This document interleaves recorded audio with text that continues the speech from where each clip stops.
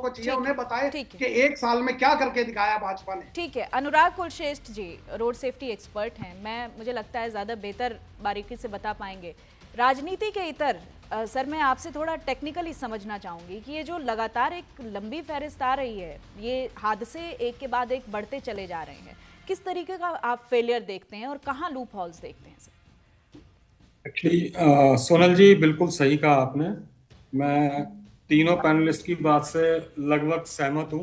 जो blame game आपस में होता है, एक का एक्सेप्टेंस, दूसरे का ब्लेम गेम और तीसरे का शीला दीक्षित जी के टाइम का डेवलपमेंट, नो डाउट बहुत अच्छा था।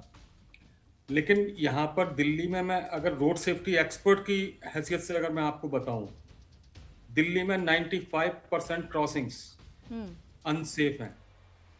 डिजाइंड उनकी बहुत गलत है। जो ब्लैक स्पॉट आज से 15 साल पहले थे, वो ब्लैक स्पॉट लगभग आज भी वही हैं। जी। मैं एक फ्रेमवर्क की बात करना चाहता हूं यहाँ पर कि अगर तीनों पार्टीज में से अगर किसी के पास फ्रेमवर्क हो कि रोड सेफ्टी को लेकर ये पॉइंट होने चाहिए, तो शायद बिल्कुल, मैं बिल्कुल, समझूंगा। बहुत ज़रूरी दूसरा बात है, बताइए। जी। दूसरा आज से मैं एक छोटा सा बड़ा एग्जांपल एक आम आदमी की तो छोड़िए, यहाँ पर अगर एक वीआईपी की डेथ होती है, मैं गोपीनाथ मुंडे जी का एग्जांपल लेना चाहता हूँ। बिल्कुल। आज से लगभग 12 साल लगभग हो चुके उस डेथ को। उनके केस सीबीआई को ट्रांसफर किया गया, बहुत बड़ा इन्वेस्टिगेशन था, सीबीआई को ट्रांसफर किया गया। आईआईटी दिल्ली और सेंट्रल रोड रिसर्च इंस्टीट्यूट ने 2 रिपोर्ट्स दी वहां पर सीबीआई को।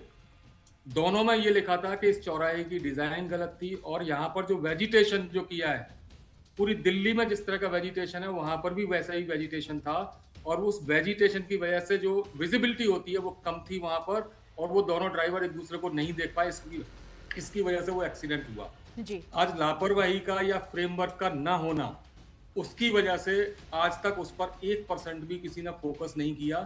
हम हर चैनल पर हर पॉलिटिशियंस ने उनके बारे में बोला कि मेरा दोस्त चला गया, मेरा इस बहुत बड़ा नुकसान हो गया देश का। बट ऐसे केस में भी अगर 1% काम नहीं हुआ, जी। सरकारें कौन सी थी मैं उसमें नहीं जाना चाहता, बट दिल्ली में पेडेस्ट्रियन की डेथ होती है 50% मोटरसाइकिलिस्ट की डेथ होती है। जी। पेडेस्ट्रियन जैसे एक नमूना है कि ये पेडेस्ट्रियन का था कि पेडेस्ट्रियन जो है अनसेफ इंफ्रास्ट्रक्चर की वजह से उसमें गटर में गिरकर डेथ हुई उनकी। लेकिन 50% मैं बता रहा हूं कि यहाँ पर पेडेस्ट्रियन फैसिलिटी इतनी पुअर है दिल्ली में, और उसको सुधारने के लिए कभी भी कोई काम नहीं किया गया। सरकारों के सामने सिर्फ एक एजेंडा होता है, या तो सड़क को बनाओ, या सड़क को लेयरिंग करो, या फिर मेंटेनेंस वर्क करो। जी। लेकिन अगर सेफ सिस्टम अप्रोच की बात करूं, जो कि इंटरनेशनली अप्रूव्ड है, कि सेफ सिस्टम अप्रोच का मतलब है पेडेस्ट्रियन सबसे पहले सुरक्षित होना चाहिए। पेडेस्ट्रियन कहीं पर भी सुरक्षित नहीं है।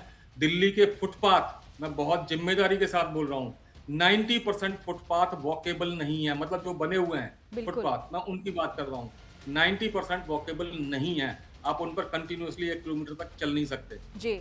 नंबर 2, मैं टू व्हीलर्स के बाद आता हूँ कि टू व्हीलर्स के केस में दिल्ली में 50% डेथ लगभग टू व्हीलर्स राइडर्स की होती है। जी।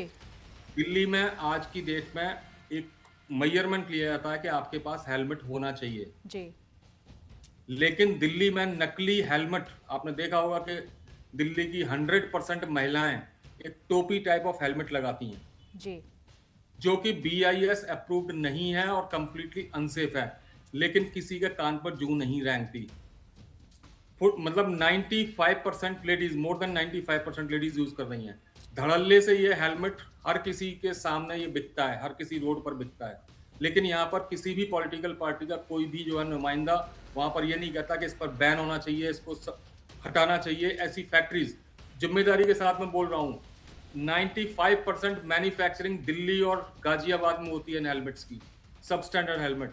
कुछ स्टैंडर्ड बनाए जाते हैं जो कि फेक होते हैं, उन पर ISI की स्टैंप लगाई जाती है। जी। लेकिन किसी भी डिपार्टमेंट, मतलब जब फ्रेमवर्क होगा किसी सरकार के पास या किसी पॉलिटिशियन के पास, तभी वहां पर कोई कार्रवाई आगे होगी। जेब्रा क्रॉसिंग की बात करता हूँ। जेब्रा क्रॉसिंग्स में हमारे यहाँ पर एक बहुत जो चलान किया जाता है पुलिस द्वारा, वो बोले जाता है स्टॉप बिफोर स्टॉप लाइन, मतलब stop line violation. Stop line 95% zebra crossing से पहले है ही नहीं दिल्ली में। जी। और किसी को भी ये समझ में ही नहीं आता कि जेब्रा क्रॉसिंग से पहले स्टॉप लाइन होनी चाहिए, और तो ये वायलेशन का चलान होगा। लेकिन दिल्ली पुलिस धड़ाधड़ चलान करती है, और हम सब लोग यहाँ पर बैठे बैठे आपस में इन बहसों में उलझे रहते हैं।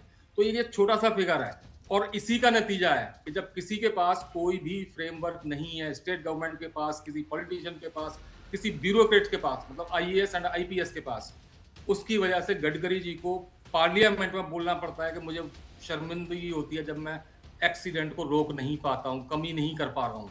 सिर्फ यही रीजन है। ठीक है, और उसकी ठीक, जिम्मेदारी से तीनों को, अगर तीनों पैनलिस्ट बिल्कुल को अगर बिल्कुल एक बहुत पल जरूरी बात कह रहे हैं और मुझे उम्मीद है कि तीनों ही पार्टी के प्रवक्ता बहुत ध्यान से इस बात को सुन भी रहे